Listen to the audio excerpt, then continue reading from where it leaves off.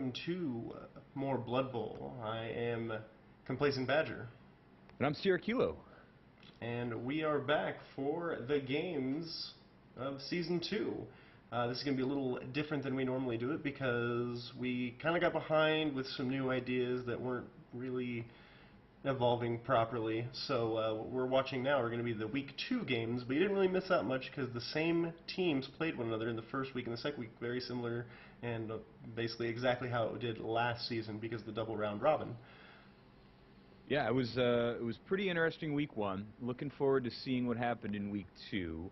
Far and wide, it was a similar result, which is kind of what you expect against when you have teams playing each other in the very beginning of a season in quick sequence to each other. So the guys who had a better control of their team or better luck, you usually keep it. Yeah, and the games we'll talk about, as again we are watching the Week 2 games, we will be talking about the Week 1 games throughout and differences that happened. We will say that the outcomes for the majority of the games were the opposite. So that'll be interesting to see that the turnaround. Yep. Right now I am battling, trying to get the camera. There we go. Alright. So getting it set up for everybody to see the chat log and the grids. And we'll get it sped up 1+ and 2+. Oh, wait, how can you do that? On the numpad, if you hit plus twice, I'll actually Hey. slow it down a little bit so you can catch up. There we go. I'm at 40 seconds into Nonpareil Elites. Okay, well then I have to slow down a lot then, because I just started the Hills Have the Ball. Let me know when they get to Hills Have the Ball. They got it now. Okay. Rock and roll. Alright, what are you at now? What time? Minute 30. Okay. For the Hills Have the Ball. I just want you to know that I watched all those videos on regular speed. Ooh. I'm sorry. Because I'm a terrible person. Alright. So kick. All right. Yep, standard kickoff, everybody's setting up. On the first game, I believe it was a 2... Well, I guess we shouldn't give the actual score, considering I said that it went the opposite way, correct? Yeah, that's fair. Okay, I won't give the score, but the first game that this went, it was a really good show of how to play a zone defense, as I call it, where majority of your defensive capability is to keep people away from the opponent, but still restrict their movement enough to where they can't score. Yeah, it was really interesting to watch how the much squishier elves stayed just outside of the reach of the ogres, but at the same time made as many attacks on the snotlings in a safe manner as possible, while still keeping close enough to avoid as many movements of the ball as possible. Because the last game, the ogres received by the choice of the other team, which was interesting for me. And we're already seeing a lot better choices because last game the ogres had to use a reroll on the first turn, used the ogre as the ball carrier, and failed to pick up, and then had to march the ogre all the way down the pitch. Just a waterfall of boneheads. Yeah. Actually, using a reroll trying to get that bonehead, that's tough. Yeah. Well, you got looking at 3. Everybody got a extra reroll, so that's not too bad, but definitely not a preferable move turn 1. Looks like a good placement of the snotlings to pick up that open lane that would have been in the center. Right. However, opening it up right now. However, dodge saving the day. As it will. Yes. We'll see if these snotlings can hold up a little better than they did the last game. They went down pretty quick. The elves really utilizing that strength 3 against strength 1. Yeah, and with all that bonehead, you're really losing a lot of your manpower. Yes. It's just so many squeaks on here because the snotling's going so fast. Right. And that's one of the things that I had to learn when I played you last season or the season before, where it was really important to have the numbers over the players Yes. and use the grid function. Otherwise, I would lose the green little buggers on the green pitch all the time. Yep. And the only way to see them and keep track of them is to use this. And especially with an ogre team, it's just as hard to remember where your players are at as it is the opponents. Right. And who's moved in what order. Yes. So good use of the blitz. Unfortunately, it didn't work. Trying to get get your elves up into contact.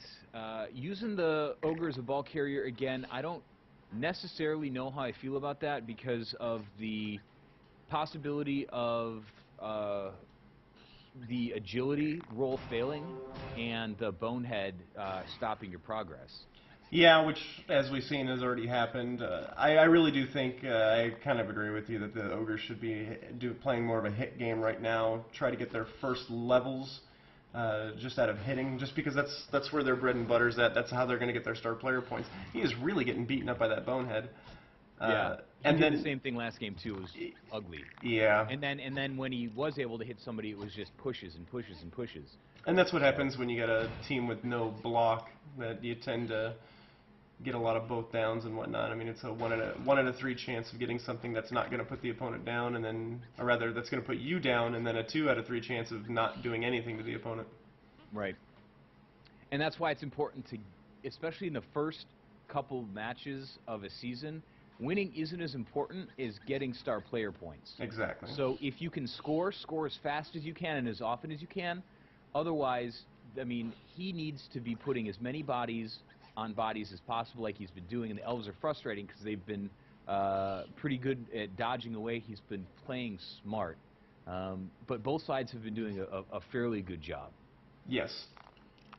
The elves actually going in for that attack and getting them both down on that ogre. I don't know if I would have ever gone for that, but I mean, it could have worked out. That's something that they changed from last game because they were generally afraid. There were a couple opportunities, especially on that first drive that they had, where they could have hit the ball carrier. They had the numbers but didn't, and that's a good example of knowing when to pick your battles. Stay away from those big guys as often and for as long as you can, and then make a strategic attack when it's possible, especially because they have blitzers who have block. So using your linemen to get bodies on them to increase your dice, and then coming in with that blitzer and having them do exactly what they're good at, take that blitz with the block, and that increases your chances, especially if you have even die. Yes. And then for the ogres, you really have to take advantage of that mighty blow. Find any weaknesses. Go against guys that don't have block. Try to hit when you can. You're going to most likely get 2 dice in almost every situation. And don't forget that the Snotlings, no matter their strength 1, they still give an assist bonus. If you need that extra 1, just put a Snotling on his corner, not engaged with anybody else, and you get that extra die.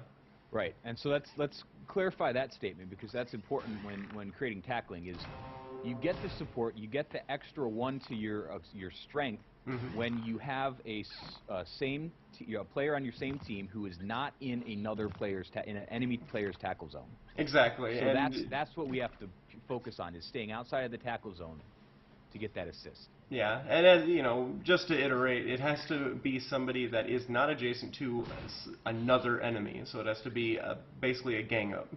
Right. A 2-on-1. That's what we're looking at. For instance, up at the top you see the Blitzer with 3 experience, Bedur. The Snotlings would be strength 2 against his strength 3. Right. Good.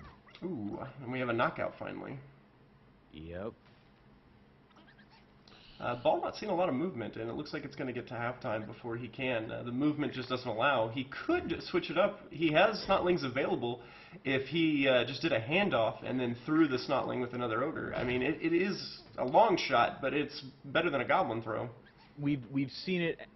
You and I have seen it as a valid tactic. In fact, you used to use Snotlings as projectiles against me. Yes, goblins, but yes. Goblins, same idea. Exactly. The benefit to think about for a handoff, especially with these low agility teams, is that the receiver is the only thing that has to roll the agility test. So Right. the Snotlings being agility 3 would have to roll a 4+ to catch. I do think that because of Stunty, though, it's only on the pass, so they suffer no negative modifiers. So it's a 50-50 for him to catch the ball in a handoff.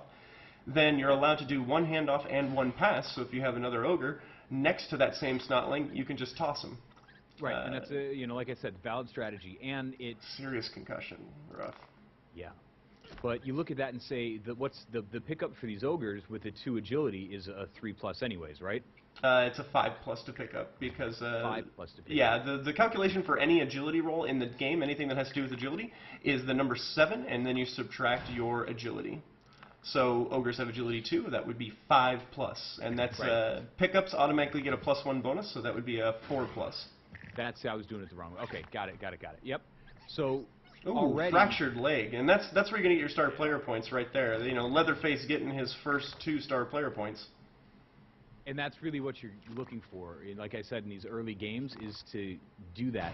Now he's got a ogre that's getting surrounded, which is no bueno when it's that many people. But when it's short of that, he's making all those guys dodge away from him, and dodges fail eventually. They will fail eventually. Yes.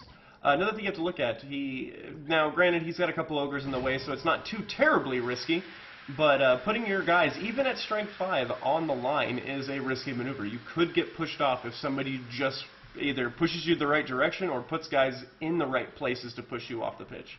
Right. So going into halftime, 0-0, the Hills have the ball set up, and the non-parallel elites are now setting up.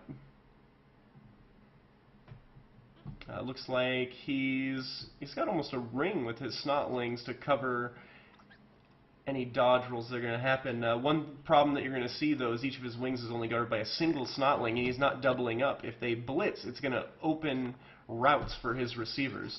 The right side is actually extraordinarily weak. He does have an ogre safety, though, so that will help out, especially if somebody breaks the lines. Right.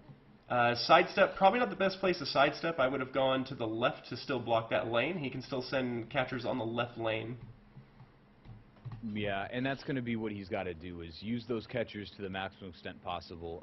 We saw last game that he was using the catcher as a ball carrier initially, and he got one of his touchdowns by using the handoff to a short pass and then running it all the way in. So let's see if his strategy is to do something similar. Mm-hmm. And, you know, he has to remember that the ogres with that low agility value are not going to want to dodge through very often, so a good cage is going to be his best friend in this, and to keep as much of these Snotlings away from... It's odd seeing him. He's not being aggressive with these Snotlings, at least getting in there for a zone defense on the left side. He's giving up precious yards right there. Especially against a team that's caged up well, that you're outnumbered by. I consider any team that's going up against Snotlings to be outnumbering the Snotlings. You really need to make sure that you're pushing up as close as possible without getting adjacent. Yeah. The center is also completely open right now. And that's a bad move, especially on teams with that high agility, where once they get there, they're gone, and they have more movement Going for as well. So once they get behind, you're done. Yeah, going for the blitz first. I don't know if I would have done that. You don't really need it, but I guess just trying to rack up start player points and not really anywhere else to use the blitz. It looks like it's going to be an easy dodge out and then to the center, and then you can cage up around just outside of those ogres. Tough to stop. But, absolutely. But running the clock down. Oh, passes into... All right, not exactly what I would have done, but works just fine if he can get a cage. Leaving that elf up open right there makes him a target for Snotlings. I guess that's not the worst thing possible. Right, but if you're showing that you're afraid to use the Snotlings effectively, then that's something you're going to have to deal with. Exactly. So if Mighty you know, Blow with a stun. And that Mighty Blow's awesome. We gotta. I mean, that's how those guys are going to level. Because exactly. I don't really think that. I'd like to see maybe the next game or what he does. Because if he chooses to keep using those guys as the ball carrier, he's shown that he's been stopped on 2 drives. He never got rid of the ball. Like, he never lost the ball, but he never got a touchdown. I like what he's doing right here with the Snotlings, at least on the right side. He's doubling up on coverage. If you take one out with a blitz, there's still another one to make up for the tackle zones. The Ogre helping out on the left side. The two Ogres, in fact. Really, there's no place for this ball carrier to go safely. And that's what you want to do, is make your opponent make dodge rolls. And if they don't always work, and I trust me, I know that, but it's the same thing. It's good practice, good habits, and when it does fail, it'll fail. Put yourself in the best situation to make your opponent fail a die roll. Yep. If you get into, I mean, Blood Bowl is a game of risk management. If you can force your opponent to make more risk, you are bound to win. Right. And in this case, forcing anybody to make dodge rolls is great. Same thing with going for it. Same thing with anything. You know, and the more times you roll the dice, there's no benefit to dice rolls. Essentially, there's always a risk. Yep. So, and that's a big factor. It looks like it's going to be tough for the Elves to get out. The Ogres are pressing hard, looking a little soft on that back left. If something happens to that Ogre getting pushed out of there, they can start filtering left, and they do have a receiver open, the Blitzer on the left.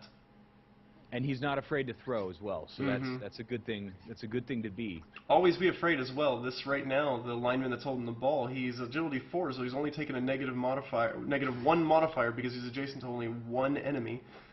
That's still a decent pass chance. Elves are normally a 3+ on a short pass, so it would be a 4+, so 50-50 chance for him to make a pass with one person adjacent to him. Right. And that's good odds. And that's not even the quick pass. Quick pass would make it a 3+ anyways, even if he had somebody next to him. Right. All right, Ogre knocking out, but not following up. That might be a critical error. Oh, unless he does that. But the ball magically hops into the other elf's hand. Magic. That's the elf magic. Standard. If he would have kept the Ogre down there, he could have still blitzed around. But and that's what you get. You start to kind of figure out what your big plan is, and that's why commentating is a little bit difficult, because you're trying to figure out why somebody made the play that they just made when they've got an idea, a good idea, exactly, a little bit further down. And not doubling up on coverage with those Snotlings. The Snotling might go down and does, leaving it a wide open on a 2+ dodge roll. 2+ dodges are easy. Let's see if he makes his time. And there it is. Good stuff. That could be chalked up to the bounce into his hand. It could have bounced any other direction, even into the Ogre's hand, so that was pretty tough. But needed to double up on those Snotlings to ensure that he couldn't get down there. I think he was attempting to, and that's why that Snotling went down, but it was going a little bit too fast. Second game of the season, so still kind of learning how best to utilize all the players he has. And when you got somebody that's that squishy, you kind of focus on the fact that that they're strength 1 instead of all the other things that don't really have an effect on that strength. Yeah. So one thing, obviously, he's choosing not to do it. Not that he doesn't understand, but for anybody out there that does not understand the Snotlings, he could be utilizing them to carry the ball. Their benefit is that they have Titchy, which gives them a 2+ dodge all the time, and they also come standard with dodge. Right. So it's not too terribly difficult for these guys to get out of the way. Yeah, they can weave through just about anybody. They always get a 2+ on their dodge, and it's scary. Right. They can get past. They have movement allowance 5. Not terribly fast, but they can get down there. Right. Ogre team, one of the few teams, I think about 4 teams that are capable of doing the throw teammate plays. So another thing to be afraid of with an Ogre team. And probably the team that it's easiest to do the throw teammate. Right, because they don't have that always hungry, right? Yep. You know what? Halflings might be an easier throw teammate just because the trees can't bonehead. They take root, which still allows them to pass. That's a good point. Yeah, that bonehead is tough. But the trees have a significantly reduced movement allowance. Yep, but usually you got your guy already next to him. Right.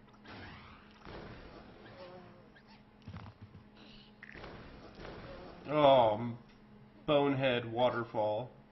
Yeah, that's tough. And you know, it's one of those things where you go, man, that's tough, but you realize, I mean, and it's double tough because that's a 1, right? Mm-hmm. So they only do it on a 1, but on a 1 out of 6 chance, they've got 5 players. You're expecting pretty much one guy to bonehead each turn, and he's definitely getting more than that. Yeah. That's bad. That's a lot of 1s. Yep.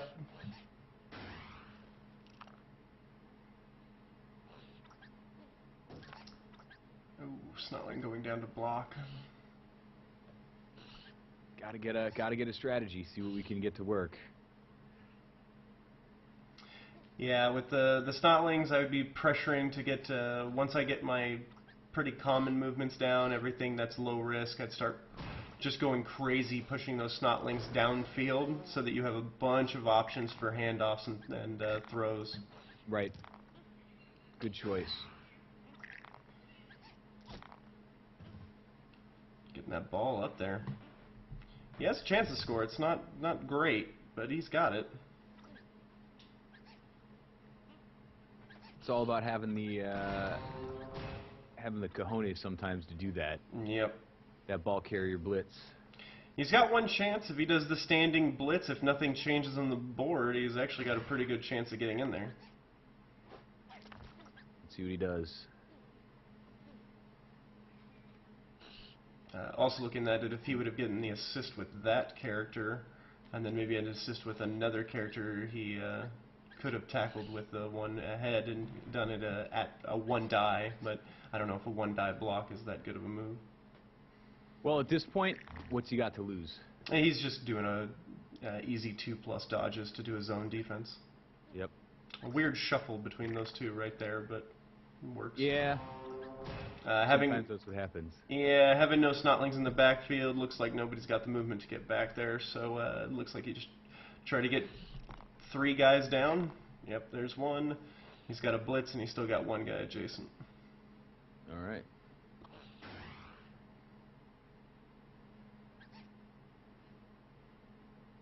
So overall, a good game, but you see the difference in the movement and the strength between the teams. So yeah, the Ogres need to figure out how to move the ball more efficiently, and that's really the difference. He kept most of his Snotlings alive this time, but being able to use them a little more effectively is going to help him out through the rest of the season. Yeah, I think it's one of those things where he has an idea of what he wants his team to do, but his team's just not there yet. Yeah, that's a lot of it. I think he has to play to the strength of the Snotlings and the strengths to the Ogres at first, and then build players who are able to do what he wants to do. Ogres can be built to be runners. They can, but they have to be built. They can't just start that way. Right. True. And then, honestly, with the Elves, the non-parallel elites, keep doing what you're doing. For the most part, you're doing the right thing. I can't really see anything where you fell too short.